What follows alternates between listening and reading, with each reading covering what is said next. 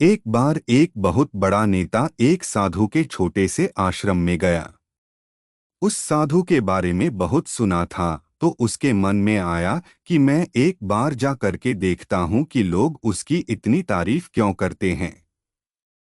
जब वह उस आश्रम में गया तो वहां पर एक छोटा सा कमरा था जहां पर एक कालीन बिछा हुआ था।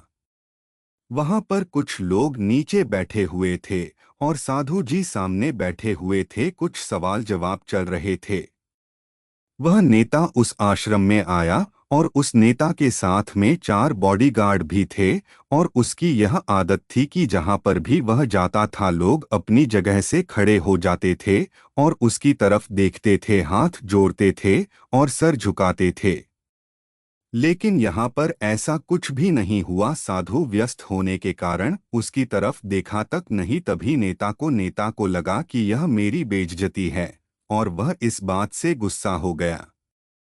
नेता ने थोड़ा गुस्से से साधु की बात को बीच में काटते हुए कहा कि मैं आपसे कुछ कहना चाहता हूँ। साधु ने उसकी तरफ देखा और बोला, आप थोड़ी देर रुकिए, पहले मैं इनके सवाल का जवाब दे दूं, उसके बाद मैं आपसे बात करता हूँ। तब तक आप अगर चाहे तो आप बैठ सकते हैं।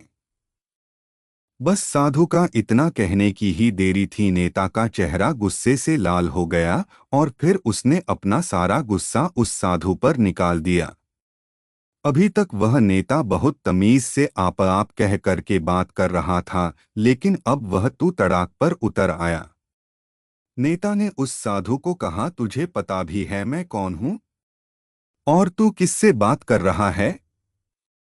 साधु ने उसकी तरफ देखा और कहा, मुझे इससे कोई फर्क नहीं पड़ता है कि आप कौन हैं, लेकिन आप जो कोई भी है, अगर आप चाहते हैं कि मैं आपके सवाल का जवाब दूं या आपसे बात करूं तो आपको कुछ देर रुकना होगा। और साधु की यह कहते हैं, नेता गुस्से से पागल हो गया और वही सबके सामने चीखने चिल्लाने लग गया।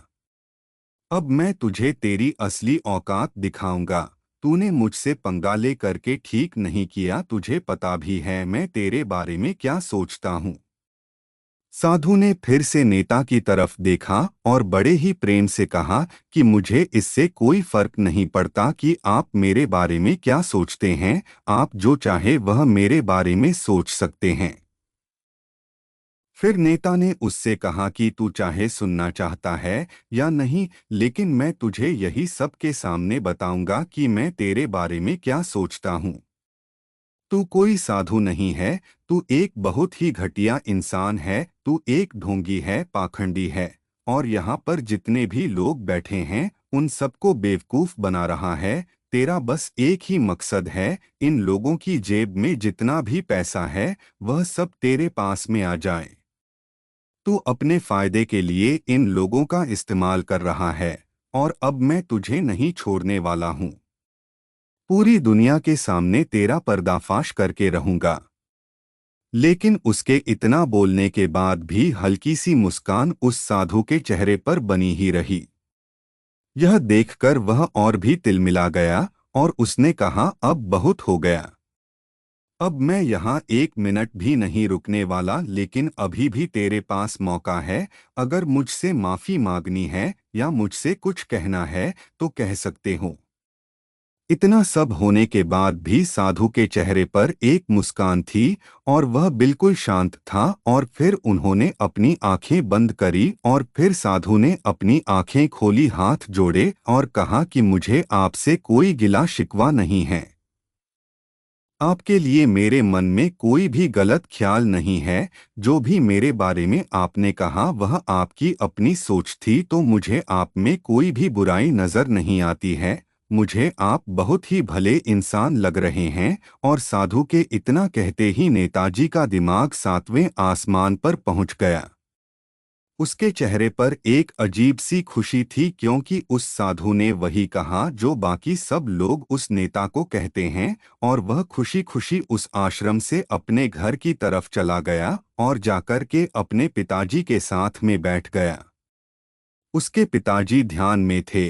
उन्होंने पूरी जिंदगी सिर्फ लोगों की सेवा करी और बदले में कुछ भी उम्मीद नहीं किया। तो थोड़ी देर बाद जब उन्होंने अपनी आंखें खोली और देखा अपने बेटे को अपने साथ बैठे हुए, तो उनके बेटे के चेहरे पर आज एक अजीब सी खुशी थी जो आज से पहले उन्होंने कभी नहीं देखी थी।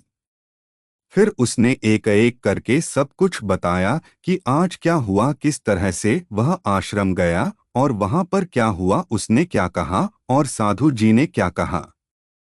जब उसके पिताजी ने पूरी बात सुनी तो थोड़ा सा मुस्कुराए और अपने बेटे को देख करके बोले कि उन्होंने तुम्हारी तारीफ नहीं करी, क्योंकि उन्होंने वह नहीं कहा कि जो तुम हो, उन्होंने वह कहा कि जो वह खुद है। और तुमने जो भी कुछ उनको कहा वो नहीं कहा कि जो वो है, बल्कि तुमने वह कहा जो तुम खुद हो। यही बात वेदों में भी कही गई है, यथा दृष्टि तथा सृष्टि। यह दुनिया तुम्हें वैसी नहीं दिखती जैसी यह दुनिया है, यह दुनिया वैसी दिखती है तुम्हें जैसे तुम खुद हो। जिसकी नज़र जैसी है उसके लिए यह दुनिया वैसी ही है। तो अगर तुम अपनी दुनिया को बदलना चाहते हो तो उसका सिर्फ एक तरीका है, अपनी नज़र को बदलो।